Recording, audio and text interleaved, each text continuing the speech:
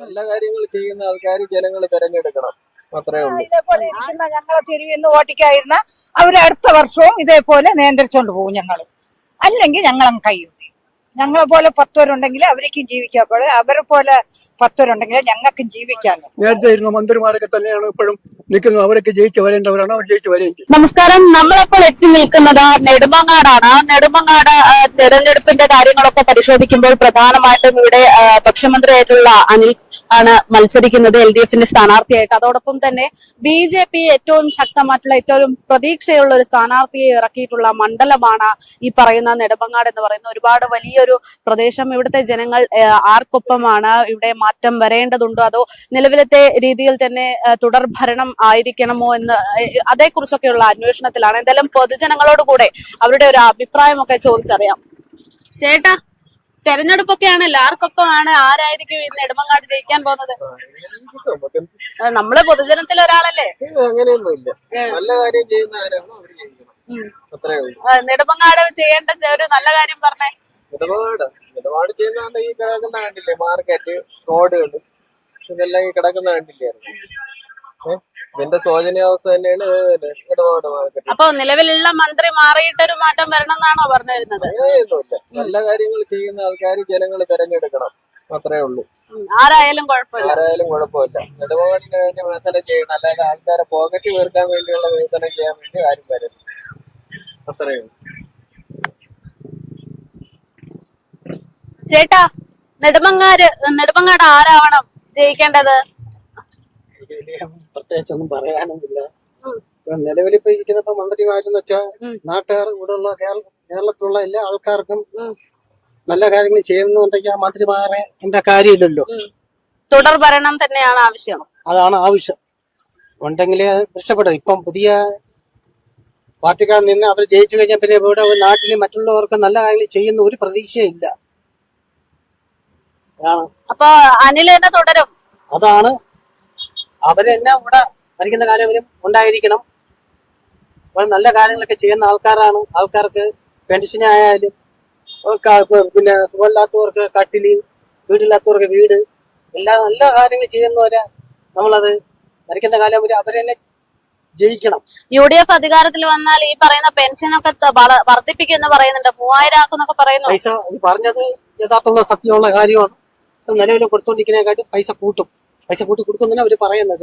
അവർ പറഞ്ഞതാണ്.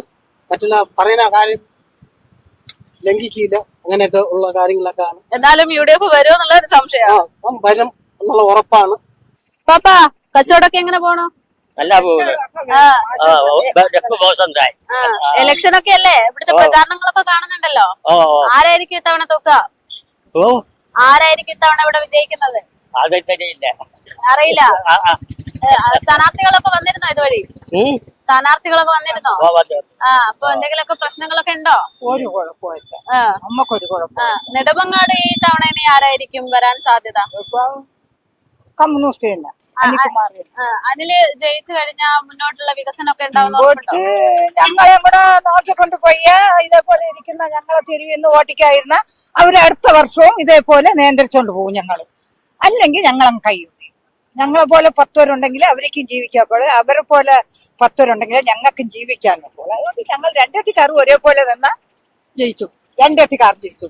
ഇല്ല, ഞങ്ങളെ ഓട്ടിക്കുമ്പോൾ ഞങ്ങൾ വിചാരിക്കാം ഇന്ന് ഞമ്മക്കിത് വേണ്ട എന്ന് നമ്മൾ വിചാരിക്കും. അല്ലാന്നുണ്ടെങ്കിൽ നമ്മൾ വിചാരിക്കാം അവർ നമ്മക്കൊപ്പം ഞങ്ങൾ അവർക്ക് എന്ന് ഞങ്ങൾ വിചാരിക്കും. സന്തോഷത്തിൽ ഞങ്ങൾ. ചേച്ചി, നെടുമങ്ങാട് ആരായിരിക്കും ഇത്തവണ തുക ജയിക്കുന്നത്? ആരായിരിക്കും? നേരത്തെ ഇരിക്കുന്ന മന്ത്രി തന്നെ. എന്താ ഇത്ര ആത്മവിശ്വാസത്തോടെ പറയാൻ? ഇവിടെ നെടുമങ്ങാട്ടുകാർക്ക് വേണ്ടുന്ന എല്ലാം മന്ത്രി ചെയ്തു തന്നിട്ടുണ്ടോ? എല്ലാ സഹായം ചെയ്തു തന്നിട്ടുണ്ട്. എല്ലാ സഹായവും നമുക്കത് എണ്ണി പറയാൻ പറ്റത്തില്ല. ആ രീതിയിൽ നമ്മൾ എല്ലാം സഹായിക്കും. എല്ലാ സഹായം ചെയ്ത് പാവപ്പെട്ടവർക്ക് വേണ്ടി എല്ലാ സഹായം ചെയ്ത് വീടുകൾ കൊടുത്തു. പിന്നെ ബാക്കി സമൂഹത്തിൽ എന്തെല്ലാം ചെയ്യാതെ എല്ലാം അദ്ദേഹം ചെയ്തിട്ടുണ്ട്. നമുക്ക് ഒരു കാര്യം ഇല്ലെന്ന് പറഞ്ഞുകൂടാ. ഞാൻ പാർട്ടിക്കാരി ആണോ അല്ലയോ അതല്ല സംഭവം. പക്ഷെ അദ്ദേഹം എല്ലാം ചെയ്തിട്ടുണ്ട്. അത് ഇനി അദ്ദേഹം വന്ന ബാക്കിയും കൂടെ ഒക്കെ എല്ലാം ചെയ്യും നമുക്ക് നല്ല ഉറപ്പുണ്ട്. അതുകൊണ്ടാണ് അങ്ങനെ. ഈ നെടുമങ്ങാടുകാർക്ക് പറയാനുള്ള ഒരു ആവശ്യം എന്താണ് പ്രധാനമായിട്ടും? പ്രധാനമായിട്ട് പറയാൻ വെച്ചാൽ ഇത്രയും നാൾ അദ്ദേഹം ഈ 5 വർഷം ഇരുന്നപ്പോഴേ എല്ലാം നല്ല കാര്യങ്ങളാണ് ചെയ്തിട്ടുള്ളത്. അതുകൊണ്ട് നമുക്ക് അങ്ങനെ പറയാം. ഒരു കാര്യത്തിന് മാറ്റി നിർത്തണ്ട, മാറ്റി നിന്നിട്ടില്ല. അദ്ദേഹം എല്ലാം നല്ല കാര്യങ്ങളാണ് ചെയ്തത്. നമ്മുടെ സമൂഹത്തിന് വേണ്ടി, പാവപ്പെട്ടവർക്ക് വേണ്ടി, ആൾക്കാർക്ക് വേണ്ടി, പാർട്ടി ഭേദം തന്നെ എല്ലാവർക്കും അദ്ദേഹം എല്ലാം ചെയ്താണ്. പാർട്ടിയാണോ ഈ പറയുന്ന നേതാവാണോ പ്രധാനപ്പെട്ടത്? അങ്ങനെ ഒരു ചോദ്യം ചേച്ചിക്ക് മുന്നിലേക്ക് വന്നു കഴിഞ്ഞാൽ എന്തായിരിക്കും പറഞ്ഞത്? പാർട്ടിയും പ്രധാനമാണ്, നേതാവും പ്രധാനമാണ്, രണ്ടും ഒരുപോലെ പ്രധാനമാണ്. നമുക്കെല്ലാം അറിയാൻ പറ്റൂല. അപ്പൊ ഈ തവണ പാർട്ടി നോക്കിയിട്ടാണോ നേതാവിനെ നോക്കിയിട്ടാണോ വോട്ടിടാൻ തീരുമാനിച്ചിരിക്കുന്നത്? രണ്ടും നോക്കിയിട്ടാണ്. രണ്ടും നോക്കിയിട്ടാണ്.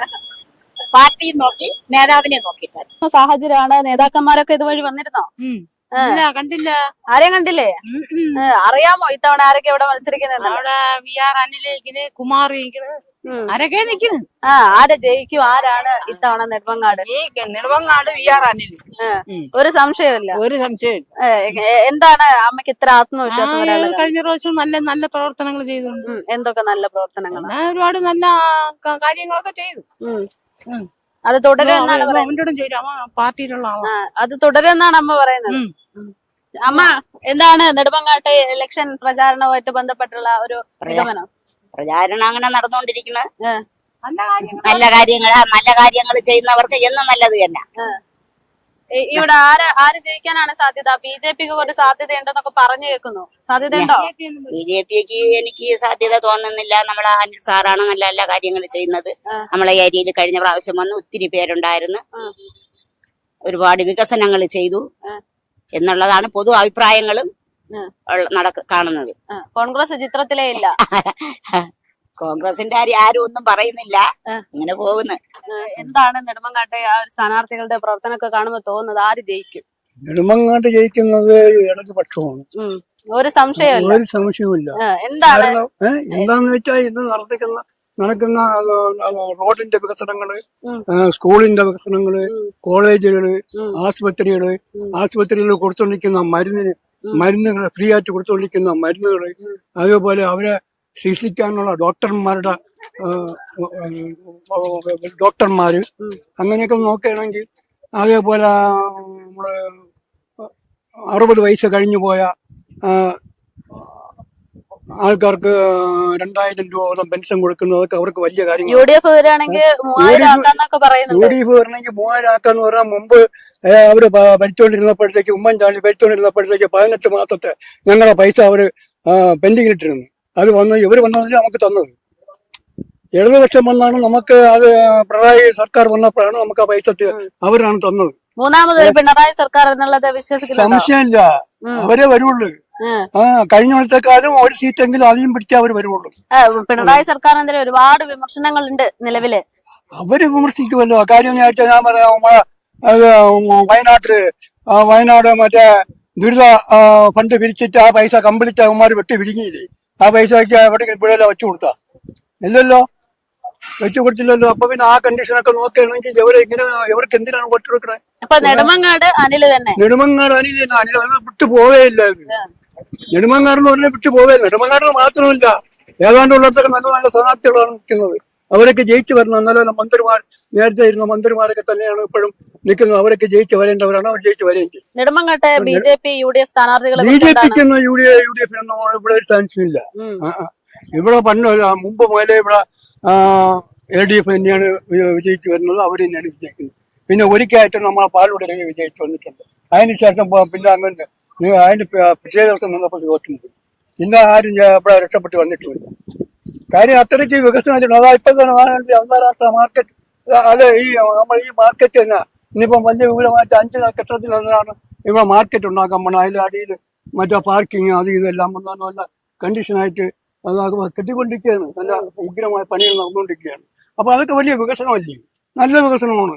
ഗംഭീര പ്രതികരണങ്ങളാണ് എല്ലാ ഭാഗത്തു നിന്നും കിട്ടിക്കൊണ്ടിരിക്കുന്നത്. ആബാലവൃദ്ധ ജനങ്ങളും വളരെ പോസിറ്റീവായിട്ടാണ്, വളരെ സ്നേഹത്തോടു കൂടിയാണ് നമ്മളോട് പെരുമാറുന്നത്.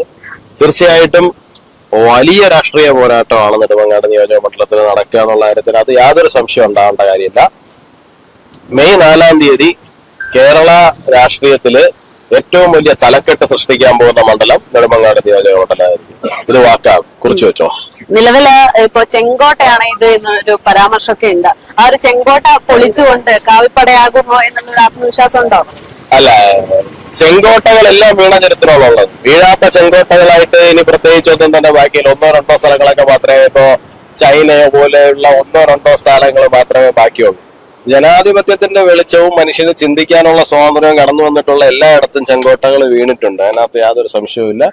ഇവിടെയും ജനാധിപത്യവും ഇൻഫർമേഷനും ഉണ്ട് എന്നുണ്ടെങ്കിൽ തീർച്ചയായിട്ടും ഈ ചെങ്കോട്ടയും വീഴും, എന്ന സംശയമൊന്നും. ഈ നെടുമങ്ങാട്ടെ ജനങ്ങൾക്ക് എന്താണ് യുവരാജ് ഗോകുൽ എന്ന ഒരു MLA വന്നു കഴിഞ്ഞാൽ ഉണ്ടാകുന്ന ഒരു പ്രതീക്ഷ, അല്ലെങ്കിൽ അവർക്ക് കൊടുക്കാൻ പറ്റുന്ന ഒരു ഉറപ്പ് എന്താണ്? വോട്ടിന് വേണ്ടി അവരെ പറ്റിക്കില്ല എന്നുള്ളതാണ് എനിക്ക് അവരോട് പറയാനുള്ളത്. അങ്ങനെ പറയുമ്പോൾ നിലവിൽ വോട്ടിന് വേണ്ടി പറ്റിച്ചവരുണ്ട് എന്നുള്ളൊരു സ്വരം കൂടെ. തീർച്ചയായിട്ടും വോട്ടിന് വേണ്ടി പറ്റിക്കണം. ഞാൻ ഇപ്പൊ ഇവിടേക്ക് വരുന്നതിന് മുമ്പ് എന്റെ ഇവിടുത്തെ ഷെഡ്യൂൾ മുഴുവൻ തെറ്റാൻ കാരണം എന്ന് പറഞ്ഞു കഴിഞ്ഞാൽ ഞാനിപ്പോ വരുന്നത് വഴയില റോഡ് വീതി കൂടുന്ന സ്ഥലത്തു നിന്നാണ്. അവിടെ ജനങ്ങളെ പറ്റിക്കുന്ന വികസനമാണ് ഇപ്പൊ നടത്തിക്കൊണ്ടിരിക്കുന്നത്. 2016 BJP മാനിഫെസ്റ്റോയിൽ വി രാജേഷേട്ടൻ ഇവിടെ മത്സരിക്കുമ്പോൾ മാനിഫെസ്റ്റോയിൽ പറഞ്ഞതാണ് റോഡ് വീതി കൂടും എന്നുള്ളത്. വഴയില വരെയുള്ള റോഡ് വീതി കൂടിയിട്ട് ഒരു ദശകത്തിന് പുറത്തായി. അതിനുശേഷം ഇപ്പോഴാണ് ഈ ഇലക്ഷന് തൊട്ട് മുമ്പാണ് ഇവർക്ക് മനസ്സിലാകുന്നത് ഈ റോഡ് വീതി കൂട്ടേണ്ടതാണെന്ന്. അത് അങ്ങനെ ചെയ്യുന്നതിന്റെ പ്രശ്നം അവിടെ ഉള്ള ജനങ്ങൾ അനുഭവിച്ചുകൊണ്ടിരിക്കുകയാണ്. കാരണം ഇപ്പൊ എന്നോട് ഒരു പ്രൊഫസർ പറഞ്ഞാണ്, ഞാൻ രാവിലെ കാറോ എടുത്തിട്ട് ജോലിക്ക് പോയി, തിരിച്ചു വന്ന് നോക്കുമ്പോൾ എനിക്ക് വീട്ടിൽ കയറാൻ പറ്റുന്നില്ല, ഒരു ഇന്റിമേഷനും തരുന്നില്ല. എന്താണ് ഇവിടെ ഇങ്ങനെ വൈകുന്നേരം പ്രശ്നം, അപ്പൊ നിങ്ങൾ ശ്രദ്ധിക്കണം എന്നുള്ള പോലും തരുന്നില്ല. കാരണം അവരെ സംബന്ധിച്ചിടത്തോളം എങ്ങനെയെങ്കിലും ഈ പണി ആട്ടിക്കൂട്ടി ഇവർക്ക് ഇലക്ഷൻ സമയത്ത് എന്തെങ്കിലും ഒരു ഗിമ്മിക്ക് കാണിച്ചാൽ മാത്രമേ പറ്റുള്ളൂ. അതാണ് ഞാൻ പറഞ്ഞത്, ഒരിക്കലും വോട്ടിന് വേണ്ടി ജനങ്ങളെ പറ്റിക്കില്ല. ജനങ്ങൾക്ക് വേണ്ട യഥാർത്ഥ വികസനം എന്താണോ അത് അവരോട് ഏറ്റവും അധികം കമ്പാഷനേറ്റ് ആയിട്ട് ചേർന്ന് നിന്നുകൊണ്ട് മാത്രമേ നമ്മൾ ചെയ്യാവൂ. ഇപ്പോ അനിലിനെ സംബന്ധിച്ച് നിലവിൽ മന്ത്രിയാണല്ലോ, അപ്പോ അദ്ദേഹം ഇവിടെ എല്ലാ ആളുകൾക്കും കൊടുക്കുന്ന ഒരു ഉറപ്പ്, അത് ഉറപ്പ് മാത്രമല്ല അത് പ്രാവർത്തികമാക്കും, പെട്ടെന്ന് തന്നെ പ്രാവർത്തികമാക്കും എന്നൊക്കെ കഴിഞ്ഞ ദിവസം ദേശാഭിമാനിയിൽ ഒരു കുറിപ്പ് കണ്ടു. അപ്പൊ അങ്ങനെയുള്ള കുറിപ്പും ഇവിടുത്തെ പ്രവർത്തനങ്ങളൊക്കെ വിലയിരുത്തുമ്പോൾ എന്താണ് പറയാനുള്ളത്? ഒന്നാമത്തെ കാര്യം, അദ്ദേഹം ഒരു 6 മാസം MLA ആയിരുന്നു എന്നുള്ള കാര്യമാണ്. അദ്ദേഹത്തിന് 5 വർഷത്തേക്കാണ് തിരഞ്ഞെടുക്കുന്ന ഒരു ജനപ്രതിനിധിയെ. പക്ഷെ അദ്ദേഹം പ്രവർത്തിച്ചത് 6 മാസ പ്രവർത്തനമാണ് അദ്ദേഹം നടത്തിയിരിക്കുന്നത്. അത് നിങ്ങൾ ജനങ്ങളോട്, അപ്പൊ അദ്ദേഹത്തിന്റെ ഉറപ്പ് എന്ന് പറഞ്ഞാൽ അദ്ദേഹം മന്ത്രിയായിരുന്നു ഇത്രയും കാലം. ഒരു മന്ത്രി ആയിരിക്കുമ്പോൾ നിങ്ങൾക്ക് അറിയാലോ ഒരുപാട് പദ്ധതികൾ തന്റെ കോൺസ്റ്റിറ്റ്യുവൻസിയിലേക്ക് കൊണ്ടുവരാൻ വേണ്ടി സാധിക്കും. അങ്ങനെ അദ്ദേഹം കൊണ്ടുവന്ന ഒരു പദ്ധതിയെ കുറിച്ചിട്ട് പറയാമോ? അങ്ങനെ ഒരു പ്രത്യേക പദ്ധതിയൊന്നും അദ്ദേഹം ഇതുവരെ കൊണ്ടുവരാൻ വേണ്ടി സാധിക്കില്ല. സ്വാഭാവികമായി ഉണ്ടായിട്ടുന്ന വികസനം, ഇപ്പൊ വഴയില വരെ ഉള്ള റോഡ് ഒരു ദശകത്തിന് മുമ്പേ വീതി കൂടിയതാണ്. സ്വാഭാവികമായും അവിടെ നിന്ന് ഇങ്ങോട്ടേക്കുള്ള റോഡിന് വീതി കൂട്ടപ്പെടും േണ്ടതാണ്. അത്തരത്തിലുള്ള സ്വാഭാവികമായ വികസനം അദ്ദേഹത്തിന്റെ ടേമിന്റെ അവസാന കാലമായപ്പോ തുടങ്ങി അത് തന്നെ ഒരു ഗതികെട്ട അവസ്ഥയിലാണ് ഉള്ളത്. അപ്പൊ ജനങ്ങൾക്ക് ഉറപ്പുണ്ട് അദ്ദേഹത്തിന് മന്ത്രി ആയാൽ പോലും ഇതിന്റെ അപ്പുറം ഒന്നും ചെയ്യാനില്ല എന്നുള്ള കാര്യം. അതുകൊണ്ട് തന്നെ അദ്ദേഹം ഇനി MLA എന്നുള്ള നിലയിൽ എന്താ ചെയ്യാൻ പോകുന്നത്? പ്രത്യേകിച്ച് ഒന്നും ചെയ്യാൻ വേണ്ടിയിട്ട് പോകുന്നു.